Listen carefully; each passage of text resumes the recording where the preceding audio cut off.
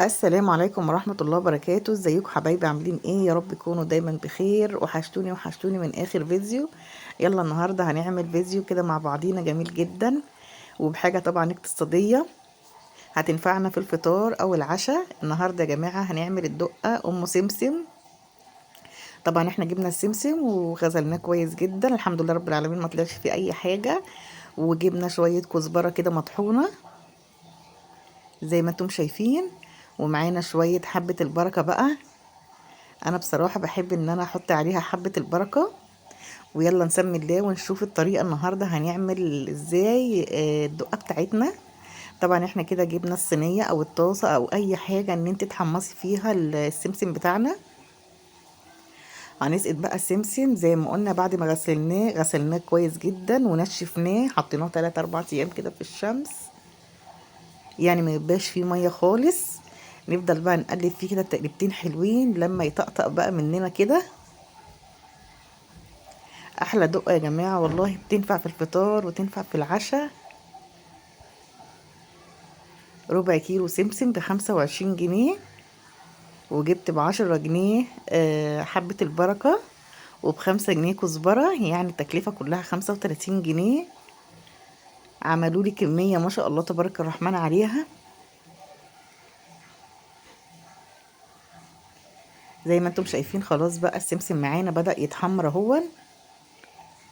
انا طبعا عايزة السمسم يا جماعة يتحمص كويس وريحته كده تطلع، عشان خاطر ريحة الدقة بتاعتنا تبقى حلوة واحنا بناكلها متحمصه كده. ما يبقاش طبعا السمسم ني، مش هتبقى طعمها حلو. لو السمسم ني مش هتبقى طعمها حلو خالص. لازم نحمص السمسم كويس جدا. خلاص بقى بدأ يحمر معانا اهو ويطقطق بقى كده، ما شاء الله تبارك الرحمن. هنحط بقى عليه دلوقتي المكون التاني اللي هي الكزبره بتاعتنا.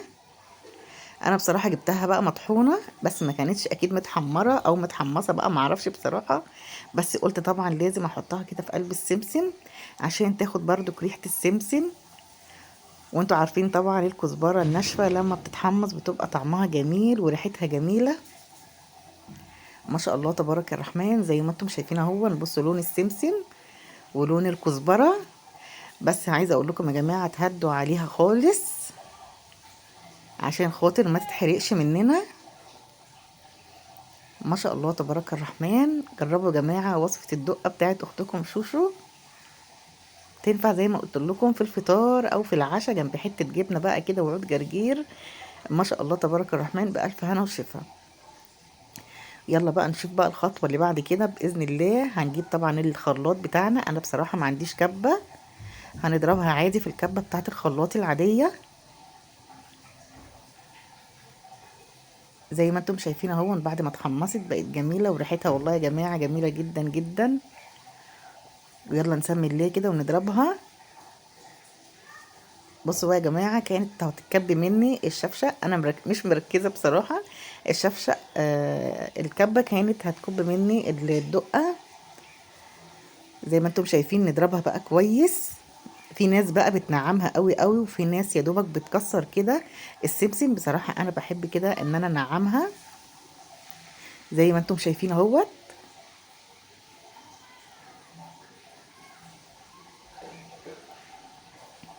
ادي معانا الدقة بتاعتنا ما شاء الله تبارك الرحمن. تعالوا هنضرب مع بعضينا شوية سمسم تاني. بصوا يا جماعة السمسم بقى لونه عامل ازاي. انا عايزة بقى اللون دوت كده عشان يبقى لون وطعم وريحة وما شاء الله تبارك الرحمن، بألف هنا وشفا. زي ما انتم شايفين اهو. انا طبعا بضرب برضو السمسم بتاعنا في الكبة بتاعة الخلاط.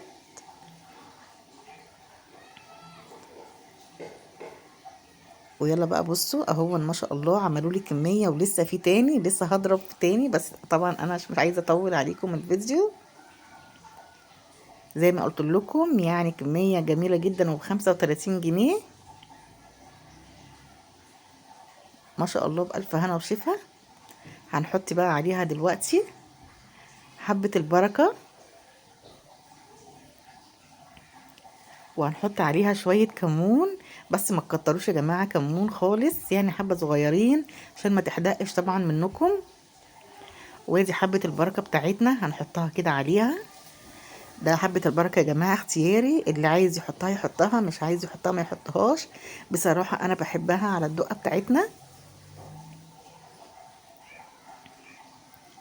ما شاء الله تبارك الرحمن. زي ما انتم شايفين بصوا بقى كمية الدقة. بألف هنا وشفا.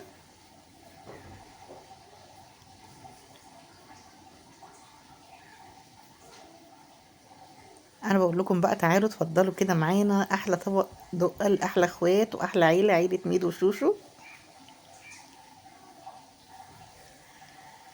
بصوا بقى يا جماعة، انا طبعا كنت غاسلة كده بطرمان ومنشفاه كويس جدا جدا جدا، وهنعبيه بقى في البطرمان بتاعنا دون. وهوريكم دلوقتي كمية عملت لي ربع كيلو سمسم، عملت لي كمية قد ايه، يعني افضل اكل فيها اسبوع. ما شاء الله تبارك الرحمن، بألف هنا وشفا. بصوا يا جماعة، البطرمان دون طبعا بياخد كيلو. مراري البطرمان، وفضل كمان والله يا جماعة شوية كمان. بألف هنا وشفا.